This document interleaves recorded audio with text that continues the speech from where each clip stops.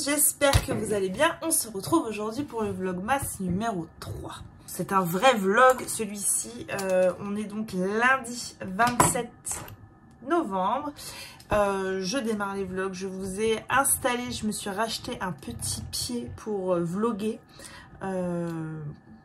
C'est un attirail de troubadour que j'ai acheté là. Ça ne va pas faire long feu ce truc là encore. Mais écoutez, pour le moment ça va faire l'affaire. Je me suis dit il faut absolument que je rachète un pied pour les vlogmas. Donc là on est lundi, on est en fin de journée. Je viens de finir de travailler. Vraiment il y a 30 secondes. J'avais même pas fini. J'ai même pas rangé encore mes dossiers du boulot. Ça fait longtemps que j'avais pas vlogué. Je me suis fait vraiment une petite semaine tranquille la semaine dernière où j'ai pas vlogué du tout et où j'ai été extrêmement peu présente sur Instagram. Je crois que j'avais besoin de cette petite coupure avant le rush des vlogmas et surtout pour savoir si j'allais faire les vlogmas, mais ça je vous en ai parlé dans l'intro donc je vais pas revenir là-dessus. On va faire un tout petit point lecture. J'ai attaqué une épreuve non corrigée. Une épreuve non corrigée de fantasy fantastique. Je sais pas trop si je peux dire de quelle maison d'édition. Mais si vous avez été attentif ces derniers jours sur Instagram, vous devriez peut-être vous douter de quoi. Je lis extrêmement lentement. J'ai dû lire 300 pages en 5 ou 6 jours. Je sais pas pourquoi j'arrive pas à spécialement rentrer dedans. Mais ça je vous en reparlerai plus tard. Sinon niveau lecture terminée, la semaine dernière j'ai terminé Ceci, un bûcher sous la neige de Susan Fletcher, qui est donc un livre qui est paru aux éditions.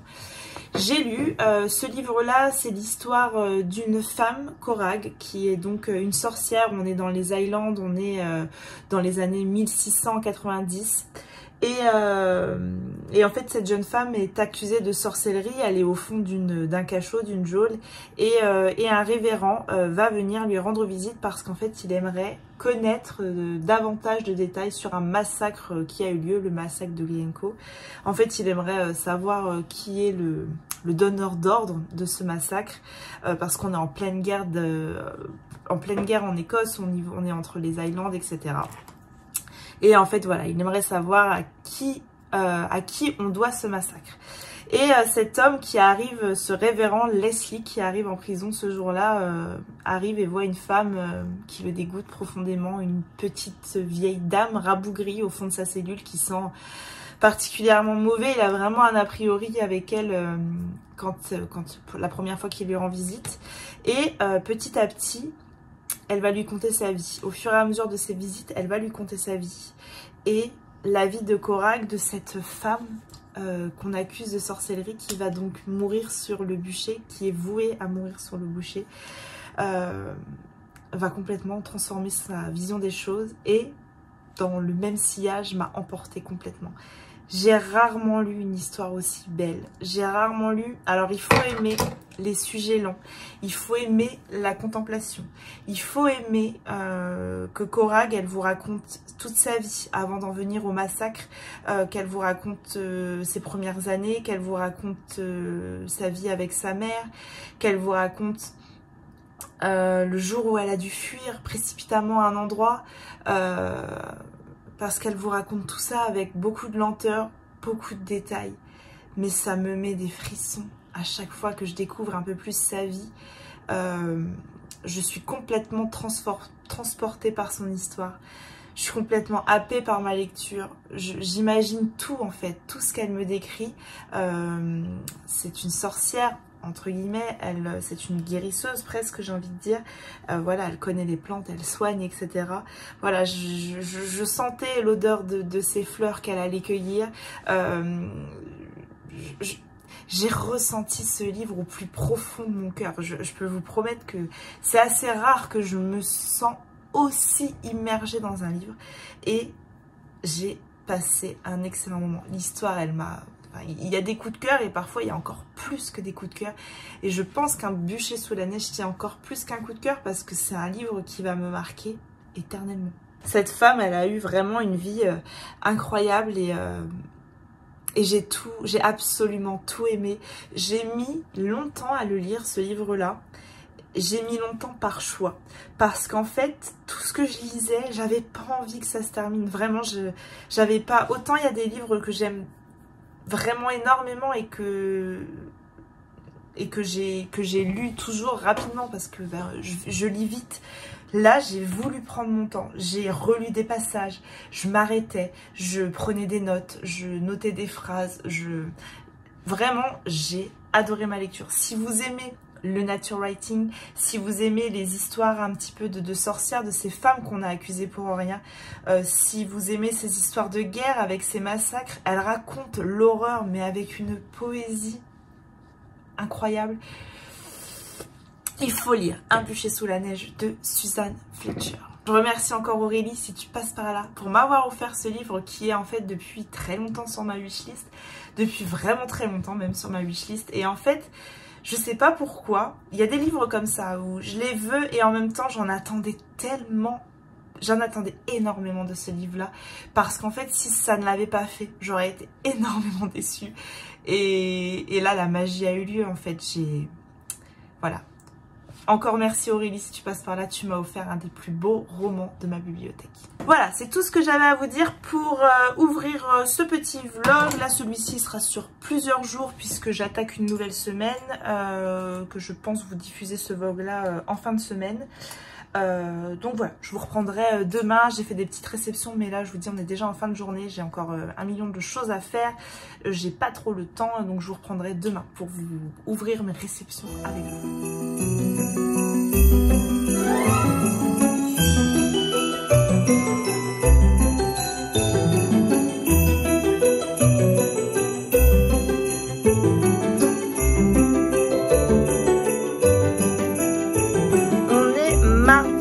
Comme je vous l'avais dit, je vais aussi un petit peu vous prendre un petit peu plus en mode chill pendant ces vlogmas, un petit peu plus vous partager mon quotidien.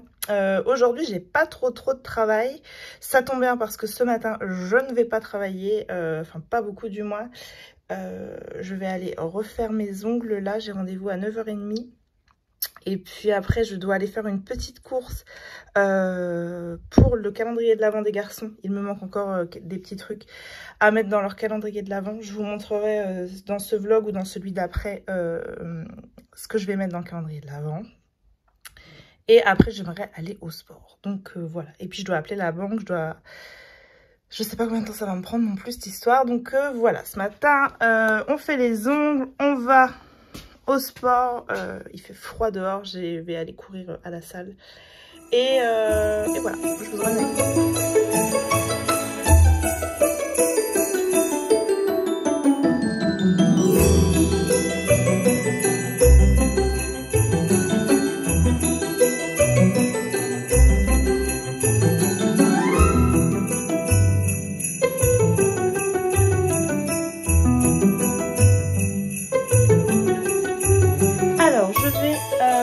Pour ouvrir les petits colis que j'ai reçus la semaine dernière. J'avoue avoir été très curieuse et avoir déjà tout ouvert, mais j'ai laissé tout dans les emballages pour pouvoir faire un unboxing avec vous. Alors la première chose que j'ai reçue, c'est ceci, et ça c'était une surprise totale, je ne savais pas du tout que j'allais le recevoir. Et j'ai donc reçu un Gaston Lagaffe, le retour de Lagaffe. Donc ça me vient des éditions Dupuis. Il y a un petit service presse avec, donc ça par contre je n'avais pas regardé. À l'occasion des fêtes de fin d'année et pour vous remercier de votre collaboration, les éditions Dupuis souhaitent vous offrir le nouvel album de Gaston Lagaffe, le personnage le plus gaffeur de la bande dessinée. Donc ça sort le 22 novembre 2023, donc c'est déjà sorti. J'avoue ne jamais avoir lu un Gaston Lagaffe, mais écoutez, pourquoi pas. Bon, les planches Gaston Lagaffe, je les connais en fait de vue, mais c'est vrai que je n'en ai jamais lu. Un très grand merci aux éditions Dupuis pour l'envoi. Ensuite, j'ai reçu des éditions Flammarion Jeunesse. Alors là, c'est un colis pour les garçons et ils ont été très gâtés. Il y a d'abord un Je suis en CP. Ça, c'est le petit livre-là, je vous en ai déjà parlé plusieurs fois. C'est des livres de Magdalena et Emmanuel Ristor. C'est des livres qu'Owen commence à lire tout seul. Donc ça, ça sera une de mes cases du calendrier de l'Avent. Owen, il adore vraiment beaucoup ces petits livres-là.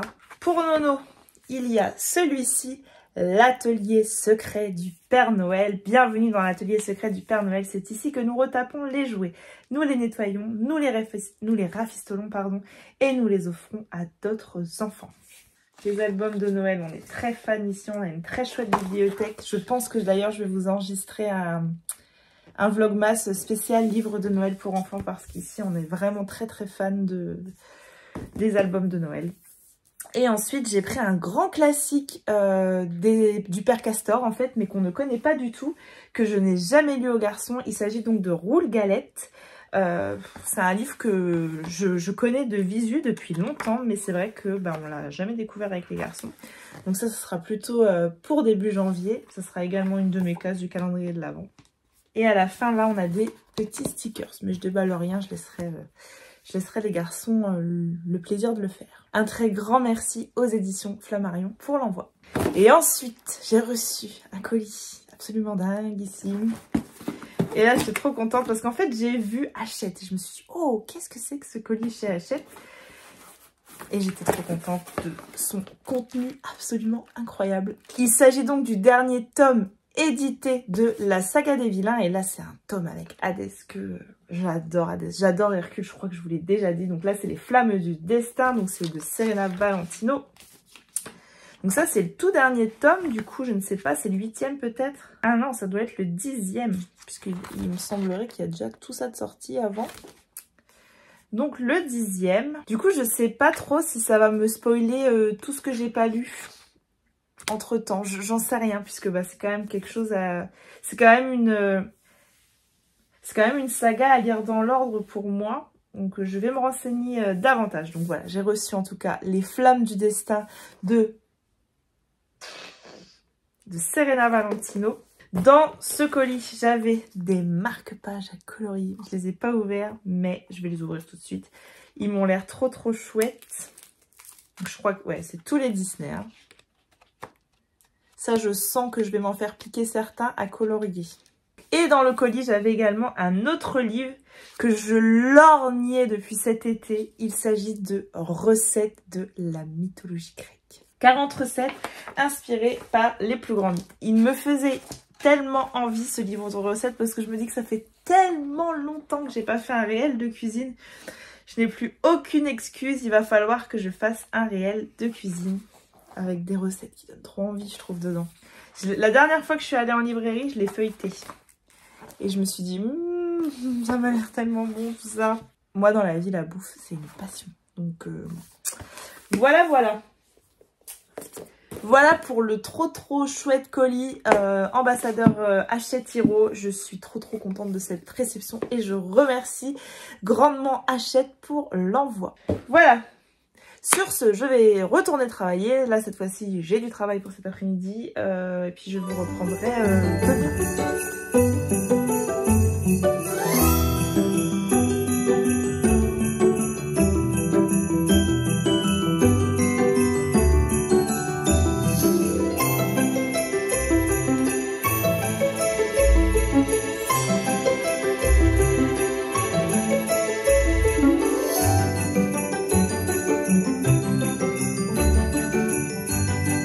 Mercredi, je m'apprête à faire les photos. J'ai un petit peu de luminosité ce matin, donc je vais en profiter parce qu'en fait je suis à la bourre sur mes photos, mes chroniques sont prêtes, tout est prêt, mes templates sont prêts, mais j'ai pas mes photos pour aller avec mes posts. Donc je vais en profiter pour les faire. J'ai à peu près une luminosité pas trop dégueu ce matin. Tant pis, je vais me contenter de ça pour le moment parce que je suis trop en retard à cause de ça. Niveau lecture, j'ai pas avancé. Hier soir, on a regardé Hunger Games, le 4e. Voilà, on s'est refait les 4 Hunger Games là. J'avais très envie, ça faisait longtemps. Il faut juste que j'arrive maintenant à convaincre mon mari d'aller voir le préquel qui est sorti au cinéma. Mon mari n'aime pas les préquels, donc il veut pas aller voir le préquel. Mais moi, j'ai très envie d'aller voir ce préquel. Donc voilà, si jamais vous êtes allé le voir, je serais curieuse de connaître votre avis. Mais j'ai très envie d'aller le voir, donc je vais essayer de convaincre mon mari. Voilà, je vais faire mes photos et je vous reprends après pour vous parler d'un graphique dont j'ai oublié de vous parler.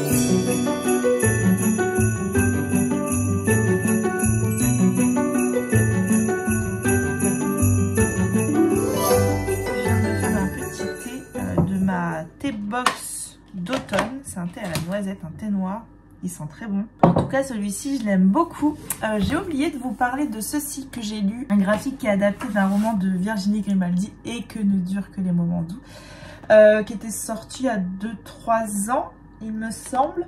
Là, il est donc adapté en graphique par Vincent Henry et Valeria Guffenti. Et à la maison d'édition, c'est la Boîte à Bulles. Une maison d'édition que je ne connaissais absolument pas. Ce roman-là de Virginie Grimaldi, je pense que c'est mon préféré. Je dis je pense parce qu'en fait, je les aime tous très fort, les romans de Virginie Grimaldi. Et j'ai vraiment du mal à faire un classement. Parce qu'en fait, j'avais vraiment beaucoup aimé aussi. Et tu comprendras quand tu seras plus grande ou grande, je sais plus s'il y a le plus ou pas.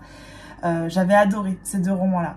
Peut-être parce que dans ces 2 romans-là, il y a un petit... Et qu'à chaque fois, je me suis dit, elle est magique, Virginie Grimaldi, quand elle écrit. Et celui-ci m'avait beaucoup parlé parce qu'il parle de maternité. Il parle de maternité parce qu'on va suivre 2 personnages. On va d'abord suivre Lily.